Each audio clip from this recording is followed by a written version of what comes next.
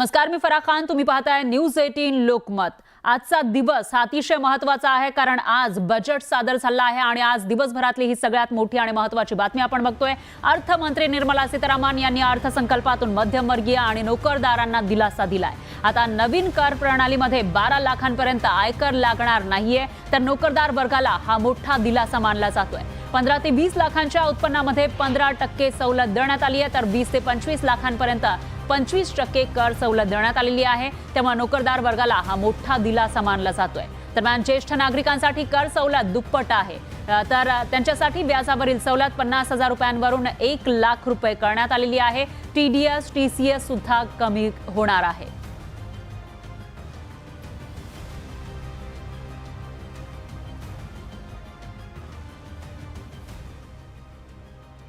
तर हा tax slab नेमका कसा असेल ते बघूयात ग्राफिक्सच्या माध्यमातून. आता न्यू रिजिमनुसार तुमचं जे काही उत्पन्न आहे त्याच्यावर कशा पद्धतीने फायदा मिळणार, किती कर भरावा लागणार ते आपण बघतोय. 0 ते 4 लाखांपर्यंत ज्यांचं उत्पन्न आहे त्यांना 0% कर लागणार आहे. ज्यांचं उत्पन्न 4 ते 8 लाखांपर्यंत असेल वार्षिक उत्पन्न त्यांना 5% कर, तर 8 ते 12 लाखांपर्यंत ज्यांचं उत्पन्न असेल त्यांना 10% कर आणि 12 ते 16 लाख रुपये उत्पन्न ज्यांचं आहे त्यांना 15% कर, तर 16 ते 20 लाखांपर्यंत ज्यांचं उत्पन्न आहे त्यांना 20% कर आणि 20 ते 24 लाखांपर्यंत उत्पन्न ज्यांचं आहे त्यांना 25%, तर 24 लाखांपेक्षा जास्त उत्पन्न असलेल्यांना 30% इतका टॅक्स लागणार आहे.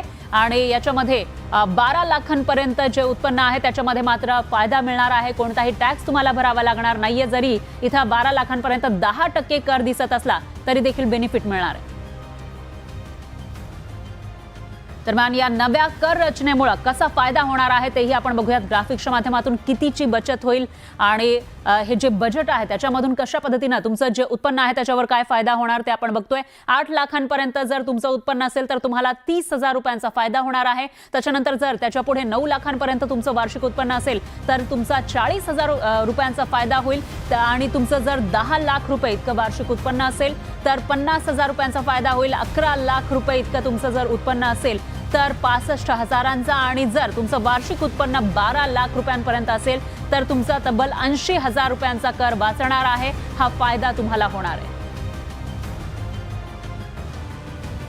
विशेषकर job oriented sectors, leather, toys, textiles, tourism, उसमें जो प्रावधान इस बजट में है उससे लोगों को नई नौकरियों का साधन मिलेगा, नई सुविधाएं मिलेंगी, इनकम लेवल्स बढ़ेंगी और किसानों को भी इस बजट में चाहे वो उनका फार्मर्स क्रेडिट कार्ड, KCC किसान क्रेडिट कार्ड की लिमिट 3 लाख से 5 लाख करने की बात हो. मुझे इस बात की खुशी है कि कृषि विभाग की ओर उन्होंने विशेष रूप से ध्यान दिया है. तिलहन हो, विशेष रूप से तेल बिया हो, इसके उत्पादन कैसे बढ़े और किसान आत्मनिर्भर कैसे बने, इसका भी विचार किया गया है. विशेष रूप से इनकम टैक्स के बारे में एक रिफॉर्म करके नया कानून लाकर इसको और सरलीकरण उसका करना, ये जनता के लिए बहुत बड़ी राहत होगी. और 12 लाख रुपए की उत्पादन के लिए इनकम टैक्स में जो राहत दी गई है वो भी बहुत महत्वपूर्ण है.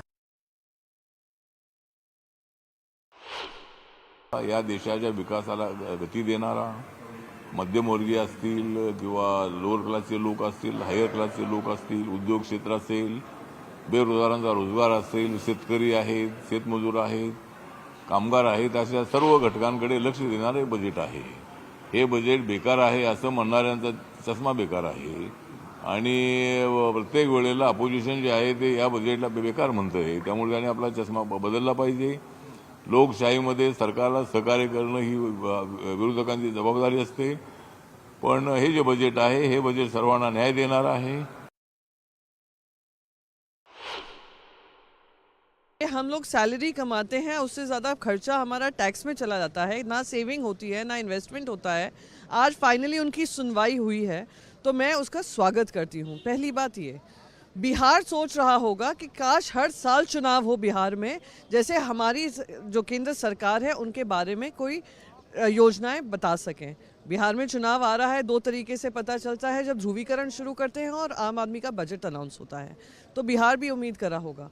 बाकी सारा विस्तार से, महिलाएं हों, हमारे किसान हों, युवाओं के लिए रोजगार के माध्यम हो, हम उन सबको पहले देखूंगी, पर उम्मीद करती हूँ उन सबको ध्यान में रखकर, जैसे मैंने आज सवेरे भी कहा था, उनका 8th record term consecutive budget है, वो रिकॉर्ड पार करते हुए वो जनता 1.4 बिलियन नेशन के जो जनता है वो उनको तरफ देख रही थी कि उनको राहत की सांस मिलेगी। ज्यांच्या माध्यमातून डबल इंजिन सरकार राज्यामध्ये निर्माण झालं, मोठ्या प्रमाणामध्ये भाजपाचे आणि एकनाथ शिंदे यांचे आमदार निवडून आले, दुर्दैवाने त्या महाराष्ट्राचा आता उल्लेखही नाही। खरं तर मला या दोन पक्षाच्या नेत्यांना विचारायचं, एकनाथ शिंदे आणि अजितदादांना, की यांनी या सरकारमध्ये सामील झाल्यानंतर महाराष्ट्रासाठी त्यांनी काय आणलं। खरं तर या बजेटमध्ये कुठल्याही तऱ्हेचं महाराष्ट्रासाठी कुठलंही प्राविधान त्या ठिकाणी नाही आहे। IIT असेल, त्या ठिकाणी प्रोसेसची युनिट तयार करण्यासाठी असेल किंवा टुरिझमच्या बाबतीमध्ये असेल, या सगळ्या बाबतीमध्ये महाराष्ट्राला त्या ठिकाणी दुजाभाव करण्याचं।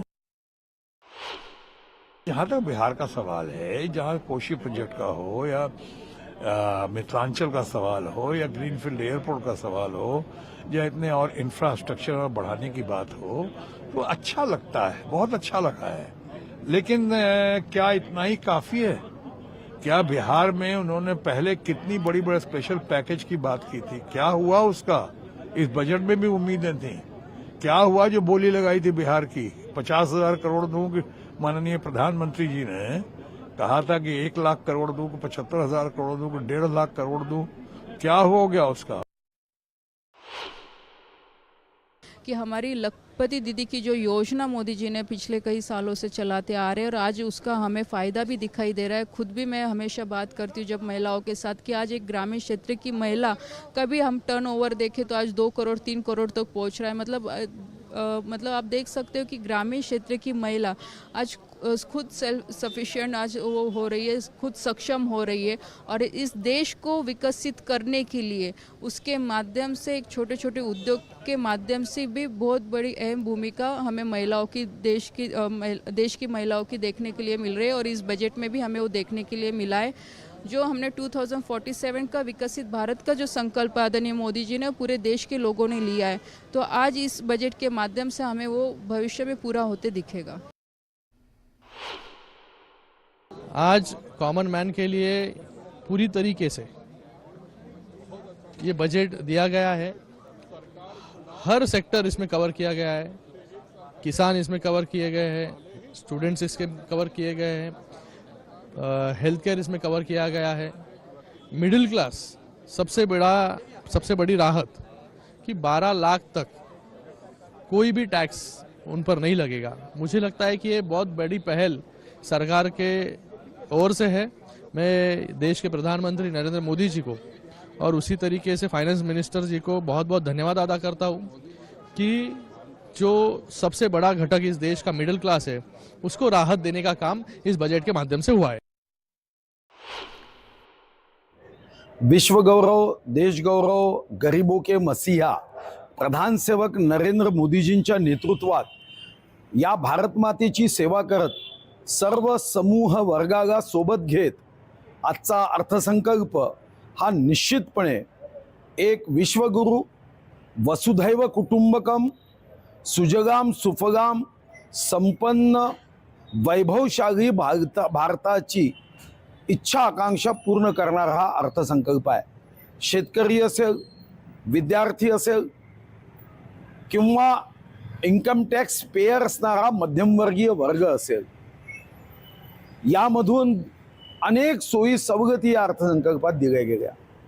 उद्योग क्षेत्रामध्ये आज MSME असेल, स्टँडअप असेल, स्टार्टअप योजना असेल, किसान क्रेडिट कार्ड असेल, एक सर्व समूहाच्या विकासाला गती देणारा हा अर्थसंकल्प आहे। मी माननीय अर्थमंत्री निर्मला सीतारामन जी यांचे अभिनंदन करतो की या दशकामधला एक वेगवान गती देणारा अर्थसंकल्प त्यांनी सादर केला आणि महाराष्ट्र हा तर दिल्लीचेही तख्त राखतो महाराष्ट्र माझा या भावनेने देशाच्या इच्छा आकांक्षा पूर्ण करताना नेहमीच माझा महाराष्ट्र अग्रेसर राहील।